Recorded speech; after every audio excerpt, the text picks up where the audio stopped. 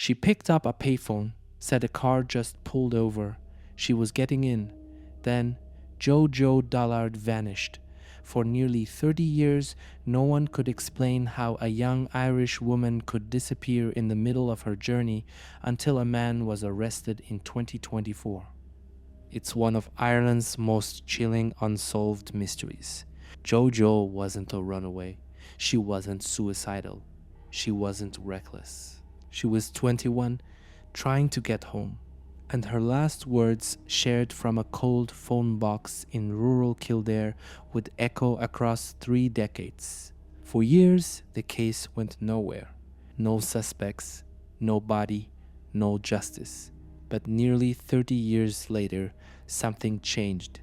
An arrest, a massive dig, and rumors that someone powerful may have kept secrets buried.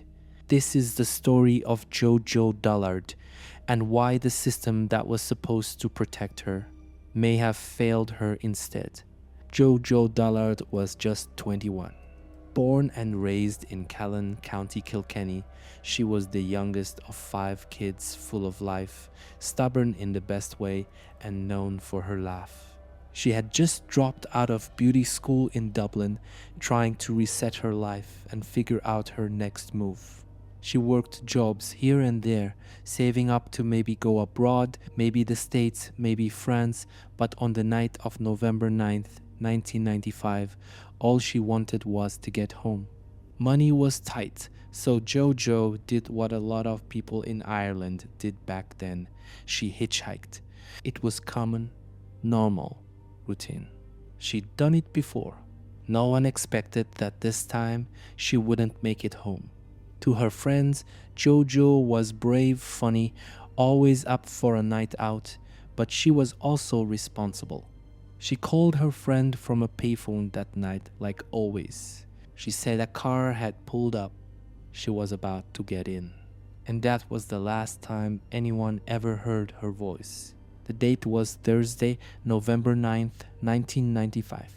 Jojo had spent the day in Dublin sorting out paperwork after dropping out of beauty school. She was heading back home to Callan, but she missed her bus. So she made a decision people made all the time back. Then she started hitchhiking. Her journey went like this. Dublin to Naas. She caught a lift and made it out of the city. Naas to Kilcullen, another ride took her further south.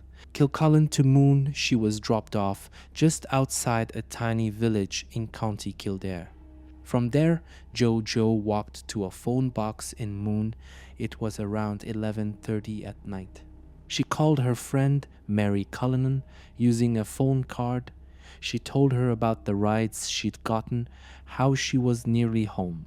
Then she paused. "I have to go," she said. "A car has just pulled in." That was 11:37 p.m. That was the last time Jojo Dullard was ever heard from. She didn't say what kind of car it was. She didn't describe the driver. She just hung up and stepped into the night. No one has seen her since. When Jojo didn't come home that night, her family knew something was wrong. This wasn't like her. She was spontaneous, sure, but she always checked in. She always made it back. By the next morning, concern turned to panic. Her sister Kathleen started calling around, trying to retrace Jojo's steps. They contacted Gardaí, but at first it wasn't treated like an emergency. Jojo was an adult.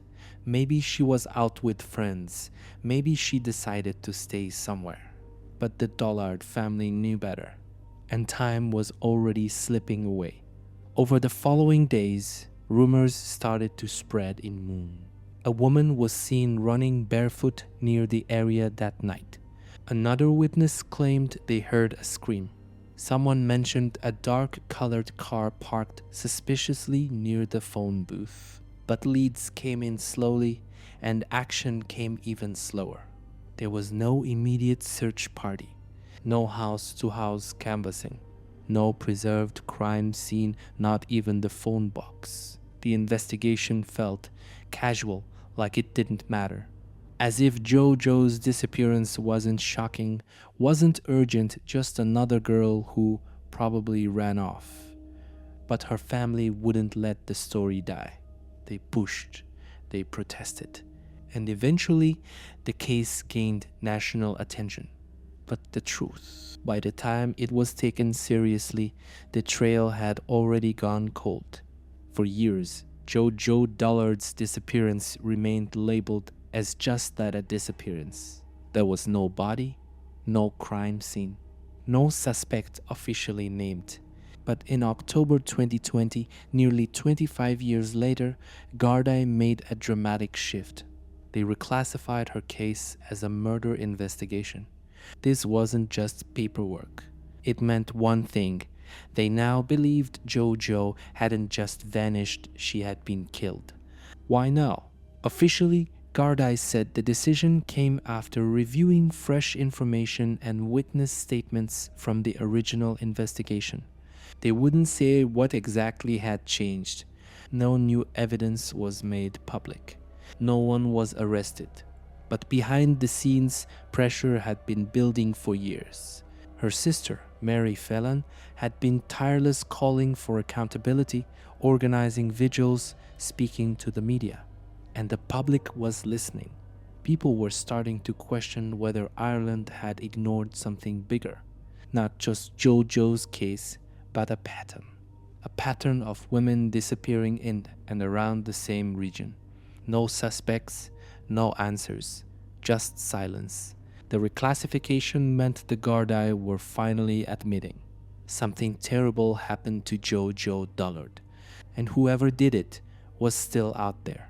After 29 years of silence, on November 9th, 2024, exactly 29 years to the day since Jojo vanished, Gardaí made a move no one expected. A 55-year-old man was arrested on suspicion of Jo Jo Dullard's murder. The timing was no coincidence. This was symbolic, deliberate, and it sent shockwaves across Ireland. The man had reportedly been on investigators' radar for years, but never publicly named. Locals in the area knew him. Some had whispered about him back in the 90s. He was said to have lived near Moon, not far from the phone box where Jojo made her last call. But here's the twist. Just one day later, he was released without charge. No details, no public explanation, nothing but questions. Why arrest him after nearly 3 decades and let him go the next day? Was there new evidence? A confession? Or was this just Gardaí showing the public they were still trying? Some reports claimed there was an old anonymous letter that pointed toward this man. Others said he had been the subject of secret police surveillance for years. But without charges, the case was right back where it started. A spark of hope followed by the same cold silence. In November 2024, nearly 3 decades after Jojo Dullard vanished, Gardaí launched one of the most extensive search operations in Irish history. The focus was a rural expanse near Grangeck in County Wicklow, close to the Kildare border, just 15 minutes from where Jojo was last seen in Moon. This wasn't a routine check. It was a full-scale excavation. Multiple excavators dug deep trenches, some over 6 feet deep, across open fields. The operation spanned from late November into early December 2024, marking a significant escalation in the investigation. The search was prompted by the arrest of a 55-year-old man on November 11, 2024, in connection with Jojo's disappearance. Although he was released without charge the next day, the search continued, fueled by reports that the suspect had been seen moving earth in the area around the time Jojo disappeared. Witnesses were brought to the site, and the Gardaí appealed to the public for any information, no matter how small, that could aid the investigation. By December 3, 2024, the search concluded. Gardaí did not disclose whether any evidence was found, citing operational reasons. However, they confirmed that Jojo's family had been updated on the investigation's progress. This massive dig represented a renewed commitment to uncovering the truth about Jo Jo Dullard's disappearance, offering a glimmer of hope to her family and the community that justice might still be served. Jo Jo Dullard wasn't the only woman to disappear in this part of Ireland during the 1990s. In fact, her case is one of several that fall within what journalists and investigators now call Ireland's Vanishing Triangle. Between 1993 and 1998, at least 6 women vanished without a trace from a relatively tight area covering Dublin, Wicklow, Kildare, and Meath. All were young, all were alone, all disappeared suddenly, often while traveling. Annie McCarrick, 26, vanished in 1993 while hiking in the Dublin mountains. Eva Brennan, 39, disappeared after leaving her parents' home in 1993. Imelda Keenan, 22, was last seen walking down a Waterford street in 1994. Kira Breen, 17, vanished from her bedroom in 1997. Fiona Pinder, Fiona Sinnott, and Deirdre Jacob all vanished in almost identical circumstances. Each of these women was treated as a separate case, but over time the similarities became too strong to ignore. No witnesses, no bodies, no convictions. And Jojo, she became the unofficial face of this tragic cluster, the girl whose story kept pushing the others into public memory. Some speculate it was the work of a serial predator. Others blame underfunded investigations, outdated systems, or sheer bad luck. But one thing is clear: the Vanishing Triangle isn't just a name. It's a legacy of pain and silence. For years, Jo Jo Dullard's family suspected that this wasn't just a case of a missing woman. It was a case of someone getting away with it, protected by power, silence, or both. Her sister, Mary Fallon, became the driving force behind keeping Jo Jo's name alive. She organized marches, gave interviews, pushed the government, and repeatedly called out the Gardaí for failing to act quickly in those first crucial days. And she didn't stop there. Mary went public with a claim that the man suspected in Jo Jo's disappearance had political ties.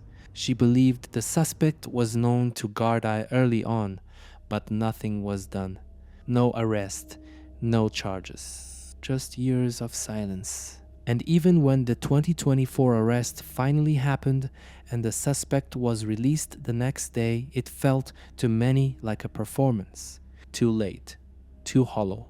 Some locals backed Mary's theory. They'd heard stories about the man. He'd been seen near Moon that night. He'd changed his behavior, moved, kept quiet, but no one spoke up publicly, whether out of fear or loyalty or something worse. To this day, no one has been convicted in connection with Jo Jo's disappearance. No trial, no cross-examination. Just a long list of what-ifs, and a family still waiting for truth. Jo Jo Dullard's disappearance didn't just change her family. It changed Ireland. Her sister Mary Fallon spent over 2 decades fighting for her. Fighting for an investigation that felt ignored. Fighting for a voice that was silenced too soon.